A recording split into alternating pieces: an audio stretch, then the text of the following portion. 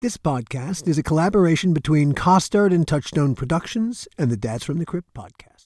The Donor is the absolutely true story about ordinary people who went looking for their health gene, but instead learned a family secret that they were the product of a sperm donation. The Donor, a modern horror story. Do you really know who you are?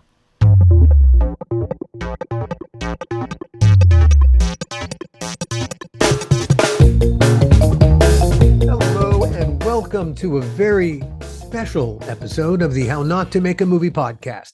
I'm Alan Katz. Now, in the TV business, calling things a special episode has a long, rich history. Those are usually relationship episodes tied to family. That's exactly how we feel here at the How Not to Make a Movie podcast about our new sister podcast, The Donor, a modern horror story. The Donor is the absolutely true story about ordinary people who went looking for their health genes, but instead found Daddy, the sperm donor father they didn't know they had. The Donor, a modern horror story. Do you really know who you are? We're also fans of great storytelling here, of course. And one thing I can tell you about The Donor, a modern horror story, is that it tells a story you probably haven't heard before. And in addition to being a great story, it's absolutely true. It's about a guy named Hal who worked his way through medical school in the mid-1980s as an anonymous sperm donor. Jump forward 25 years, now a successful radiologist, Hal was one of personal genomic company 23andMe's very first customers, interested in learning about his health genes. But there were ramifications to adding his DNA to 23andMe's growing DNA database. The biggest, Hal, the anonymous sperm donor, lost his veil of anonymity. Suddenly, 7 total strangers found Daddy.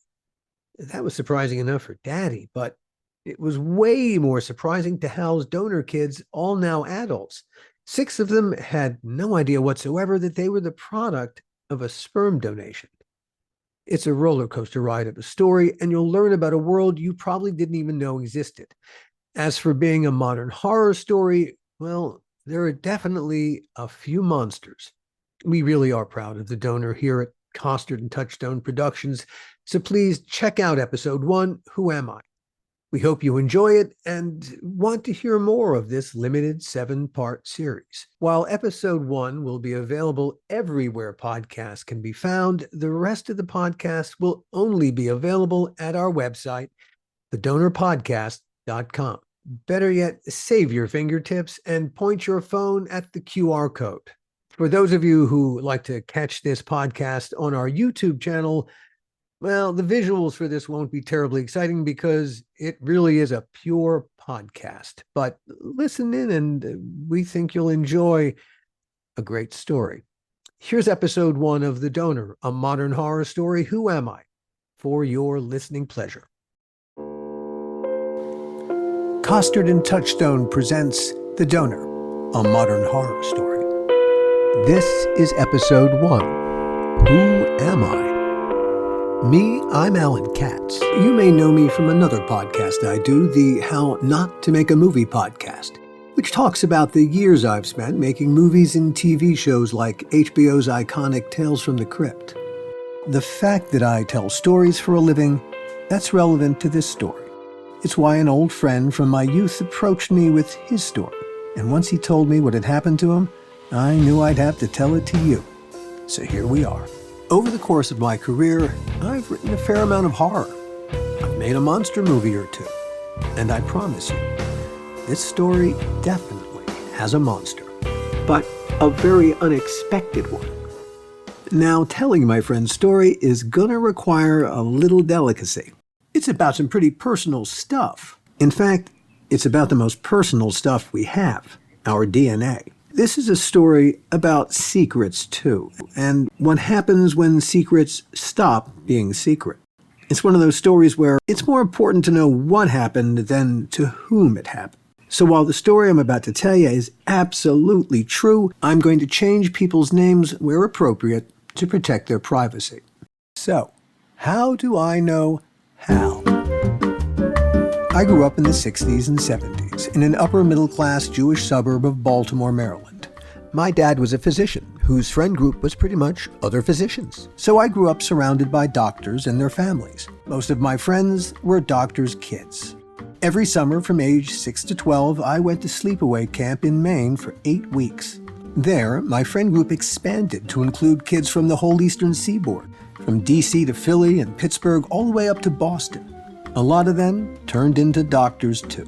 The key is, I first met Hal when we were both kids. Hal's a very nice person. Tall, athletic, smart, Jewish. He'd tell you his road to a very successful career in radiology zigged and zagged in unusual ways. He has a remarkable talent for being in the right place at the right time. That, combined with an open-minded approach to life, set him up perfectly for what was about to happen to him. And his sperm. At what point in your medical school career did you begin donating sperm? That was in my third year. You have your different rotations. You have pediatrics and surgery and psychiatry and internal medicine and OBGYN. I hated my OBGYN rotation. I didn't like being up in the middle of the night to have to deliver, babies. I wasn't good at it.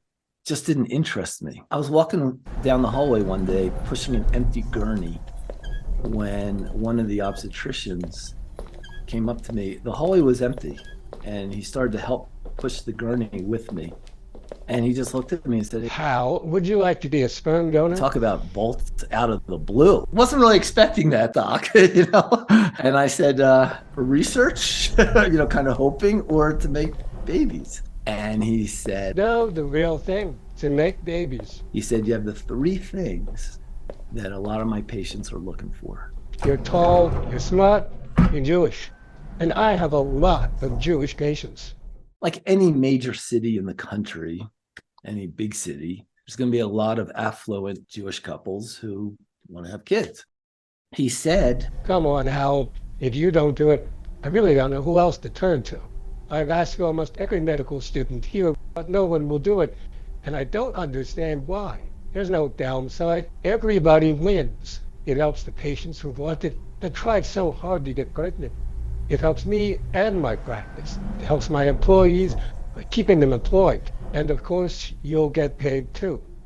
For helping everyone." It wasn't a whole lot. Maybe it was $25 a shot or something. Back in the day, I knew it would be enough not to pay rent, but at least it would help go to the grocery store and not worry. And I thought about it for about 15 seconds. 15 seconds, that's all it took me to say, well, this is easy. For the record, what year is this? This would be in the early, mid-'80s. So 1985, 86. Roughly. I said yes. And he said, "Now, you'll have to go through some testing first. Make sure you don't have STDs or Tay-Sachs disease, which runs in the Jewish community a little bit." Those were the easiest tests I ever took in my life. Was that a blood draw or a sperm? It was a blood draw, and it was also a urine test. So you still haven't cranked it up for action yet? No, the secretary calls me up and she says, "I need you Monday, Wednesday, Friday of this week, Tuesday, Thursday, Saturday the following week, and then I'll call you with the rest of your schedule." I thought, wow, that they weren't kidding around, that they have a lot of patients. Now, it so happened that my girlfriend at the time was a bank teller who worked like a block from his office. She would take the sample in the morning while it was fresh. And at the end of the week, she'd bring home a roll of $20 bills. She became the bag lady. This went on for nearly a year and a half. Every other day, more or less. Pretty much. I mean, there were some lulls, obviously here and there, at times where I'd be out of town or whatever. But more or less for a year and a half, at least twice a week, I was donating. Roughly how many total donations do you think you made?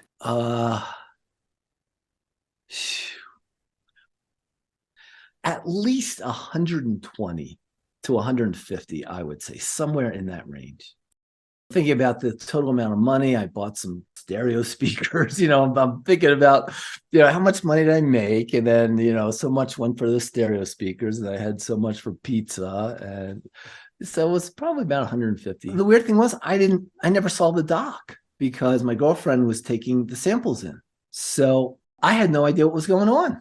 All I know was that I was jerking off or my girlfriend was helping me, and that was it. Off she'd go, and all I saw were the $20 bills. Sperm donation has been a thing for centuries. There's a record of a doctor in Philadelphia in 1884 inseminating a woman with sperm donated by his most attractive medical student. The proximity of medical students to sperm donations has been a constant. In its earliest years, in the late 1950s and early 60s, the sperm business would only work with married women. Secrecy and secrets ruled. Married couples didn't want to admit failure, especially on the man's part, and clearly that was the problem here. Record-keeping early on was deliberately spare. In a 1979 survey of physicians likely to perform donor inseminations, only 30% of them kept any permanent records of their donors. They worried about privacy rights and parenting responsibilities. Today, sperm recipients do all the choosing. Donors might as well be on a dinner menu. Back then, the doctor doing the inseminating played matchmaker, using nearby medical undergraduate or graduate students who, like Hal, had all been paid for their contributions. Each time you crank out the donation, it's got to get from Point A to point B. From your apartment, I take it. Has to get to their office, and she's the mule. Yeah. Each and every time, Yeah. There's no way for me to store it or. So 3 times a week, and not only are you jerking off, she's muling it. What did that do to your sexual relationship with her? It actually put a damper on it. They wanted to have a high sperm count. So if you came the night before, that means in the morning, you didn't have the count that you had the night before. Essentially, I had to limit myself to having sex on the evenings that I donated. So if I donated Monday morning, I could have sex Monday night, and then I'd be okay for Wednesday morning. You were kind of like a hooker. Hey, this one's on the house. Did you ever contemplate ways to help what you were doing via diet? I'll tell you, I didn't take it that seriously. Med school is pretty demanding. I was busy doing everything that a medical student does. There wasn't a lot of time to research anything anyway. I was busy trying to pass exams, studying and whatever. It became like a job. It was exactly that. Yeah. It was just a job. The funny thing was, while I was doing it, I wasn't even curious. It never once entered my mind until graduation what had happened. I never asked myself any of these questions. And then at graduation, I saw the OBGYN. He was at graduation for the first time since I started. I couldn't help but ask, well, what can you tell me? Because I was wondering if I did have some successes, were they healthy? That's the only thing I wanted to know, because if I was damaged in some way, I'd want to know that. I asked him, are they healthy? Are there any, and are they healthy? And he said, you've got 2 healthy ones and 4 more that are on the way. That's all I can tell you. Holy shit. And this was how long into the process? I donated for about a year and a half, a year and a quarter, because after that, I was traveling, doing rotations around the country in different places. So this was really 2 years after I had started. That's when I saw So him. At 2 years in, you were already aware of half a dozen successful donations. There were people walking around biologically related to you. Yeah. The funny thing is, I didn't think about it like that. It just didn't occur to me. I didn't care. That they were healthy was the only thing I needed to know. But my career didn't end at that point. Your donating career. Before I started my radiology residency, all the medical students, you have to do a year of internship. So Hal does a year of internship in another city. And at that hospital, another prestigious institution, Hal found another sperm donation program, urgently in need of tall, smart Jewish donors just like him. And since being an intern paid for shit, Hal thought, what the hell? So he took things in hand again and went to work. But first, there were a couple of caveats. Here we have a limit, 6 pregnancies and you're done. They also said, by the way, we have to treat you for your plasma ureolytica, which I'd never heard of before. I said, what the hell is that? They said, oh, it's a bacteria. A huge percentage of the population carries it, particularly men. They're asymptomatic, but a small percentage of women who get this can become infertile. You tested positive for that. You'll have to take some doxycycline for a week or 2, and then you'll be fine. The funny thing about the doxycycline, I took it for the first time on an empty stomach, and on my way into work one day, I got so sick that I had to stop on the side of the highway and barf my brains out. And I was thinking, is it really worth it? I really want to be doing this. Because this is embarrassing at rush hour, having hundreds of cars passing me while I'm retching on the side of the road. I did my 6. They notified me, said, hey, You've done your 6, you're done. We don't want these kids to meet each other down the road. That's why we limit it to 6. When I finished that last one, I swear to God, I did not give it another thought. On July 25th, 1978, Louise Brown was born at Oldham General Hospital in Greater Manchester, England.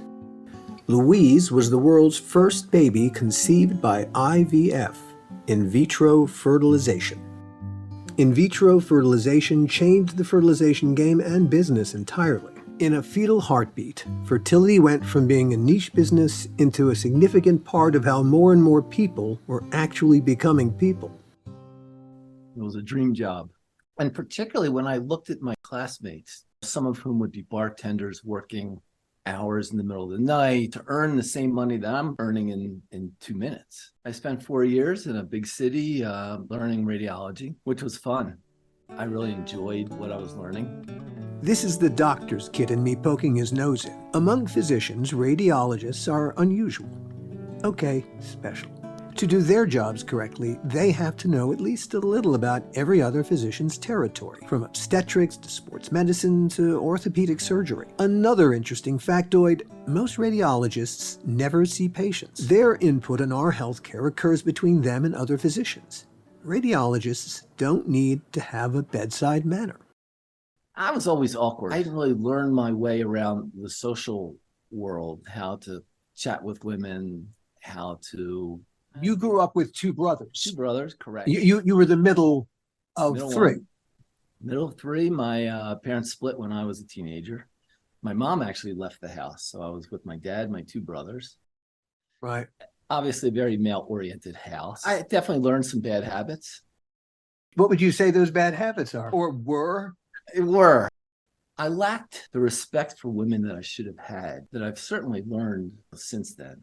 I came out of my child-rearing years lacking some fundamental knowledge. It left me very awkward in social situations. It wasn't like I was desperate, couldn't get a date kind of thing, but I couldn't date the women I wanted to date. You would think that I'm tall, I'm relatively smart, able to look at, great career potential. You would think it wouldn't be that hard to meet women that I wanted to go out with, but it was. First, it was the matter of Hal's medical school girlfriend, our sperm mule. After a year and a half together and countless deliveries, At some point, I realized that intellectually, we were so divergent. I was already getting bored. I just said, my next step I need to make without you. I still feel badly to this day.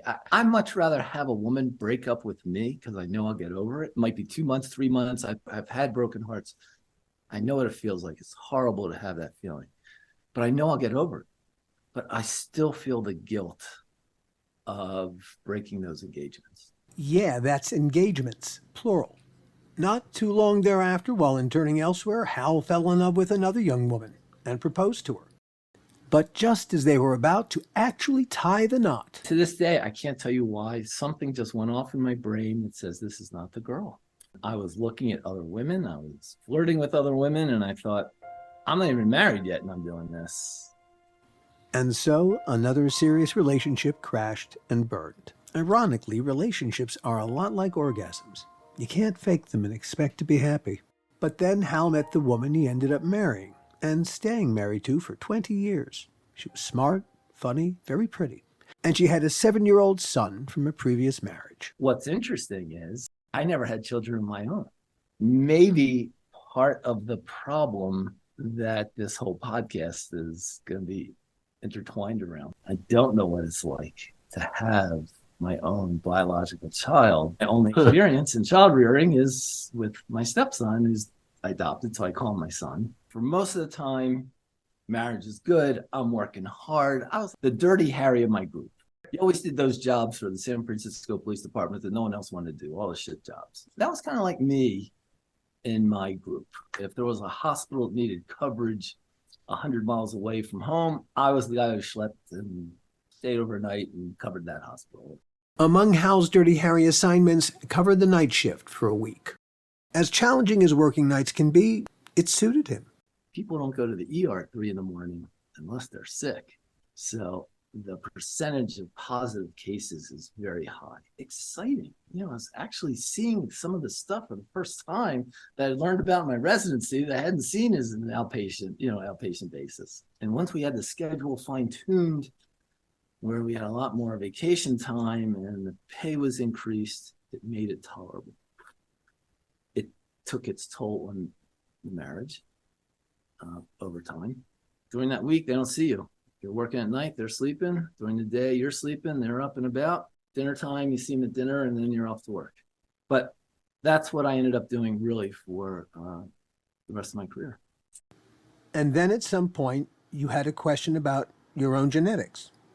Yeah, I saw an advertisement from 23andMe advertising your health genes. Do you have the genes for Parkinson's? Do you have the genes for Alzheimer's? The gene for whatever? And I saw that and I thought, wow, yeah, I want to know this. I'm a physician, working my ass off. If I have something bad, I'm going to change the way I look at my life, if I have some bad genes. And I thought, this is fantastic. The next day, when I saw that ad, the light bulb went off and I was like, yeah. Now, I was way into my career at this point. I got to know this. Now, was there anything in particular that you wanted to know about? Well, my grandmother had Alzheimer's. So that was worrying me. There is a genetic link with Alzheimer's. There certainly can be. It's something that our family hadn't really talked about. Were there any bad diseases in our family? Diabetes, is so common. And I know that my uncle had diabetes, one of my uncles. And I thought, yeah, I'd kind of like to know. Next day, I called them up and said, send me a kit. Humans have always understood that children are a product of whoever parents them. Tall parents are likely to have tall children. The study of genetics told us why that happens. Entered the personal genomics business with the very genuine goal of putting science to work for all of us and our health. Making our DNA accessible to us empowers us, just like all information empowers us. As 23andMe says on its website, know your genes, own your health. Our DNA really does contain a lot of history, personal, tribal, human. Our mitochondrial DNA, the DNA we inherit strictly from our mothers, rarely mutates, making it quite stable and a reliable document of how we came to be who we are as individuals. My mitochondrial DNA is probably identical to my great-great-great-great-great-great-grandmother's mitochondrial DNA. Pretty cool how so much of the past remains locked up in the present right inside our own cells, if we know how to see it. And that's the gift the human genomics business, 23andMe, Ancestry.com, etc., promised and delivered. Total game changer. Alas, that gift has a dark side. Now, you understood what you were going to have to do to be part of their system. To be honest with you, I didn't think it through. I was so excited to see what my health genes might be. You were ready to throw your DNA at them. Yeah, all of these consequences that people have since talked about, totally, because this was new. The average person didn't know about 23andMe. I was one of the first people on the site. There's a mosaic of DNA, but all Hal saw was his own individual tile and its connections to the past. The thing was, though, the mosaic soon became filled with tiles, lots of them connecting to each other, including Hal's. DNA travels vertically up and down the database, but it also travels horizontally, from side to side. Of course, all of these Ancestry.com, 23andMe.com, they all advertise your ancestry. But I know my ancestry, Ashkenazi.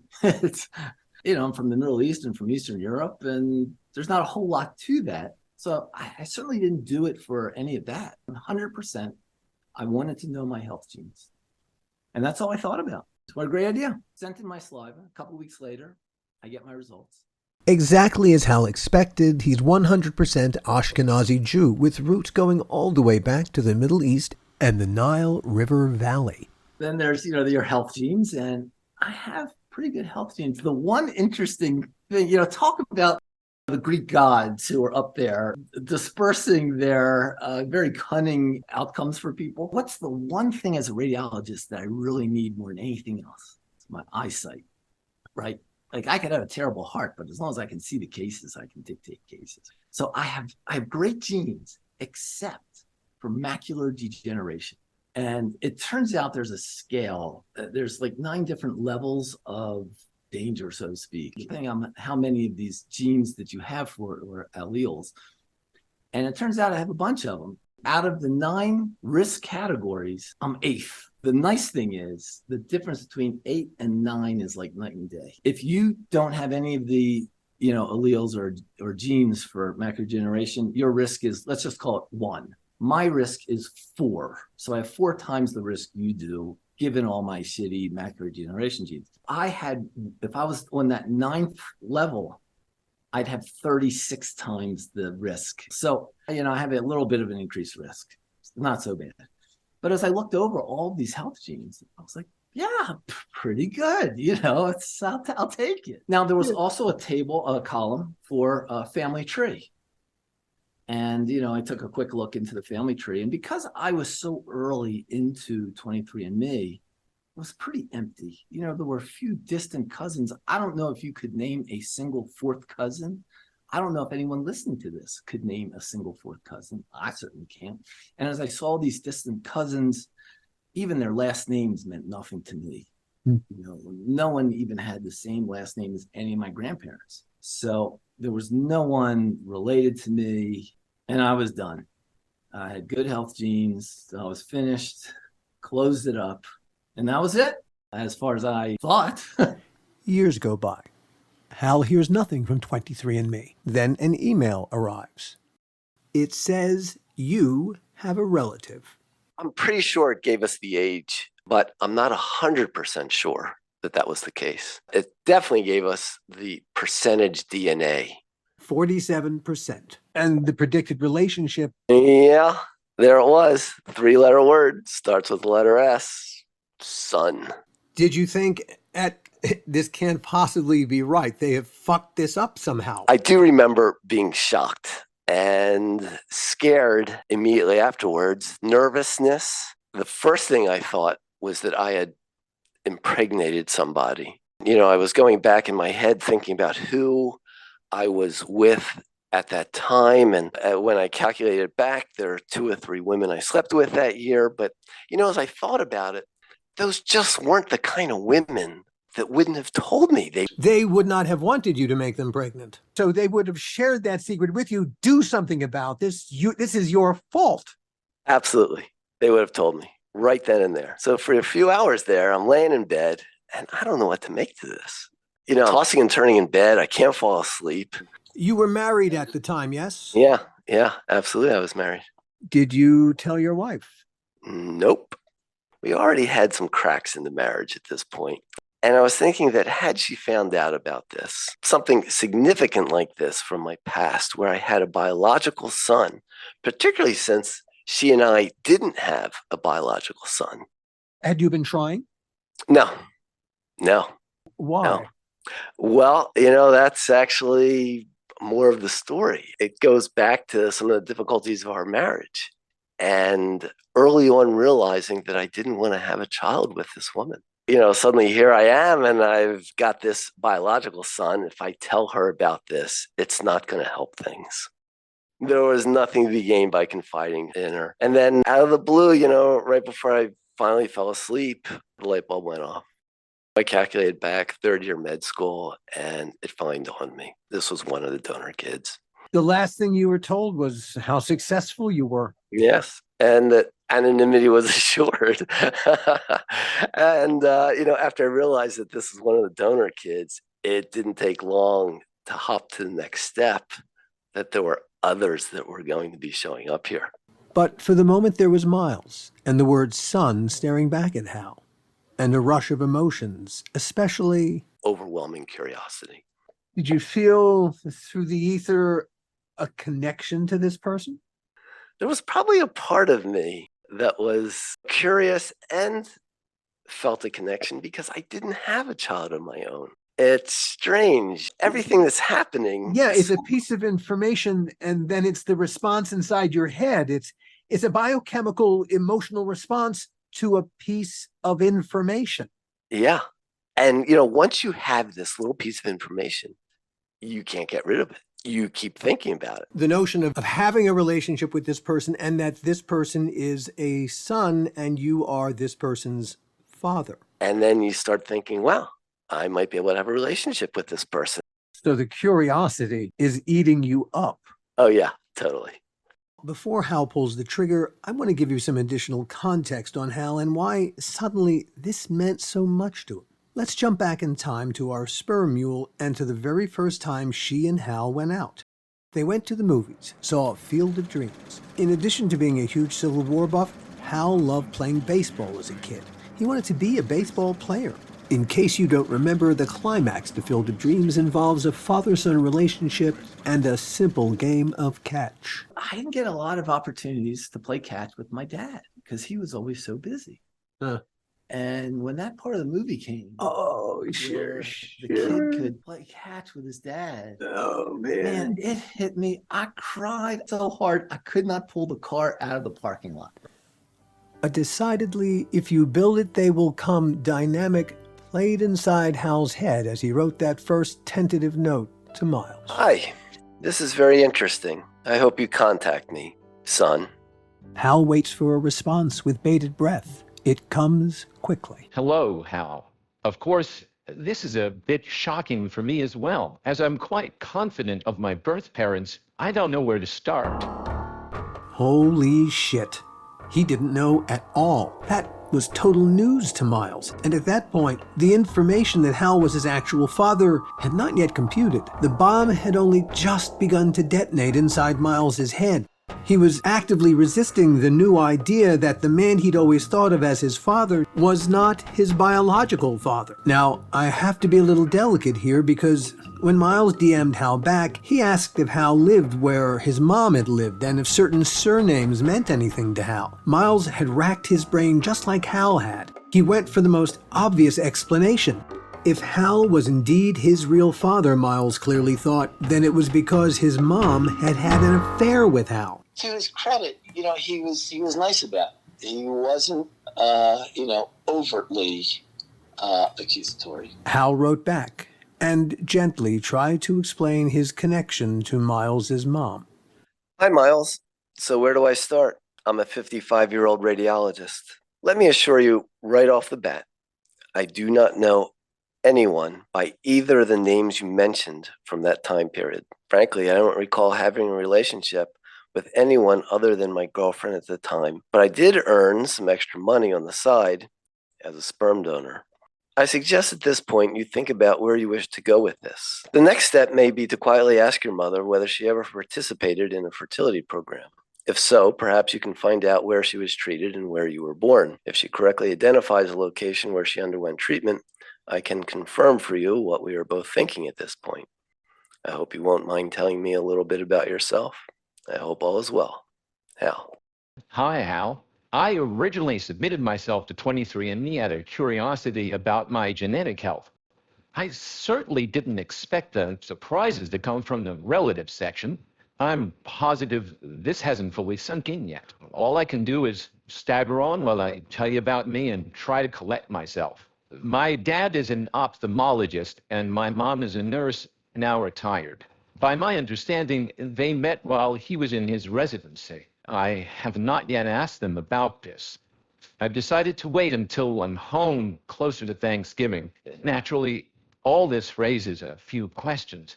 I'm no longer certain about my relationship to my brother either. I'm not familiar with the level of anonymity in fertility treatment, but intentionally or otherwise, my middle name is Hal. I'm sure I'll have many, many more questions. At the moment, though, I'm most curious to know if you have any children of your own. I'm stunned, bewildered, but also delighted to make your acquaintance. And Hal responded. Hi, Miles. I've been staggering about a lot myself. I donated when I was a medical student. I was told at the time that I had 6 healthy children there. You would be the 7th. You will also be the only one I am aware of. While I have a very dear stepson, ironically enough, I did not have a child of my own. At this point, my stepson has gotten married and produced 2 kids of his own, so in a sense, I've been consigned to the role of a father and grandfather. Of course, I do not feel old enough to be a grandfather, but such is life when one is unable to control certain circumstances. It's 4 a.m. as I write this. In a few hours, I am taking my wife and son and family to the Big Island. It's almost ironic that the last donations that I made in May and June 1987. This would have been exactly the right timing for your March birth. I remember before donating, they had me take a course of doxycycline to eliminate an ubiquitous bacteria called Uroliticum. The doxycycline made me nauseous on my way to work one morning, and if you can imagine this, I had to pull off on the side of the road in order to start wrenching my guts up right there on the shoulder. Gosh, there's so many stories to tell you. It's late and I really should try to get some sleep before my flight. Miles, thank you for writing back. I think some good will come of this. Here, Hal suggested they all figure out a way to rendezvous. Hal, Miles' mom, and Miles' dad. This is one of those very rare, warm, personal stories that always happen to other people. Stay in touch. I will try to write some more later. Obviously, I have many questions of my own. Hal. And so this odd little relationship, created by information, sputtered to life. Not unlike electricity sputtering Frankenstein's monster to life. Miles responded. I hope your travels with family have gone well.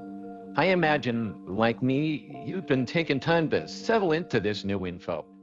I really enjoyed hearing about that car ride. It's funny the things we remember. So you were told that there were 6 others out there. Wow. I'm shaking my head with a grin as I write this. Alas, said Miles, getting everyone together right then would be hard. He didn't poo-poo everyone getting together, but right then, when his family got together at that Thanksgiving, that's when Miles was going to drop the bomb on them. Perhaps the conversation will change things. It's hard to see into the future past that point. Maybe we can all make plans to meet somewhere next year. I hope all is well, Miles. By that point, it seemed Miles was beginning to see the possibilities. First, there was getting to know the man who actually donated half of who Miles was. But then there was this other world filled with half-siblings he never suspected he had. Miles was, as he put it, settling into this new info. But now the clock was running. There was going to be a D-Day. How would Miles' parents react to this piece of information that they never expected Miles to ever have? For his part, Hal was over the moon.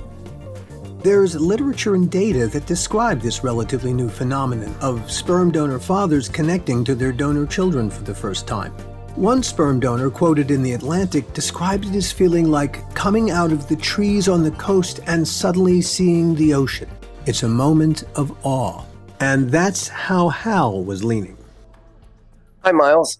It was a great trip to the Big Island. We go almost once a year, usually to escape the winter for a week and attend a radiology conference. This year I slipped in a trip to accommodate the kids. I can't help but think that I was about your age when you were conceived. It's heartening to know you've turned out just fine. I'd love to be a fly on the wall when you have that discussion with your folks. Go easy on them. I'm quite sure it will be difficult all around. And then Hal went into a list of health gene-related issues that he felt Miles, being his genetic son, should know about. Mild hypercholesterolemia, incidence of diabetes, and unfortunate smatterings of colon, bladder, and prostate cancer. But otherwise... No significant Alzheimer's in my family tree as far as I know. My father and the Sibs all lived to at least 85. My mom and her sister are still going well at 80 and 84 respectively. Have a wonderful Thanksgiving. And yes, it would be wonderful to meet up sometime. Looking forward to it. All is well. Hal. Hal has a pretty good Thanksgiving with his family.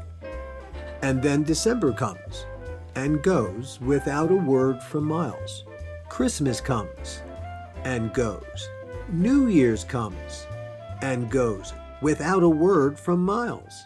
Were you getting apprehensive in any way? I mean, what did you think was going to happen? I really thought that his parents would be excited to have this opportunity to meet the guy that did this for them. I did everything I could to put myself in their shoes. I mean, if it was me, it would be wonderful to be able to thank somebody for having helped produce this wonderful, intelligent, creative, successful young man. I really thought they would simply just say, thank you. Most of January came and went before, finally, Hal got a message from Miles.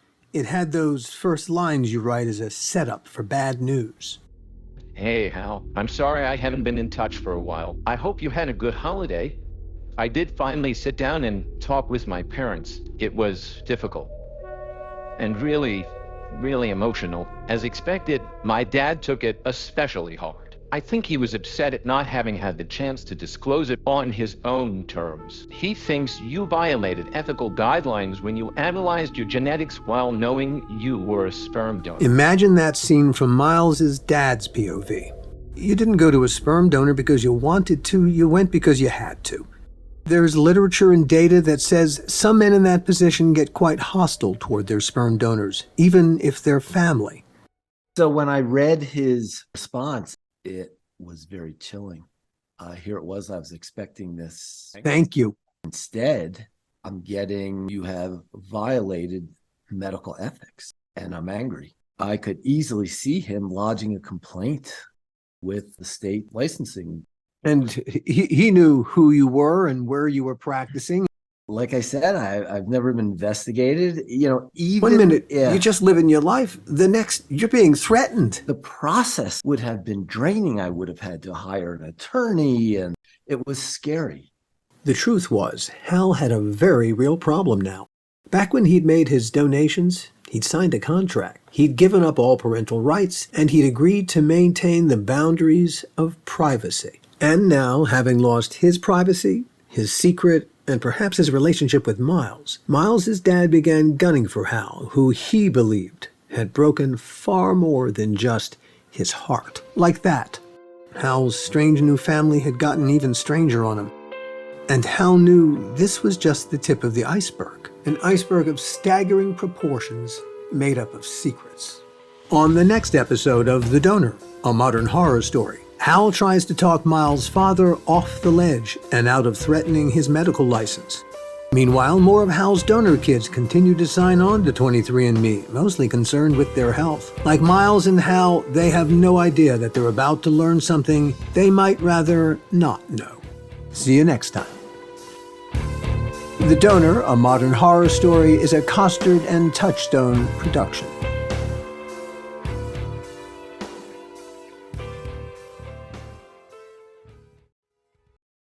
The How Not to Make a Movie podcast is executive produced by me, Alan Katz, by Gil Adler, and by Jason Stein. Our artwork was done by the amazing Jody Webster, and Jason Jody, along with Mando, are all the hosts of the fun and informative Dads from the Crypt podcast. Follow them for what my old pal the Crypt Keeper would have called terrific crypt content.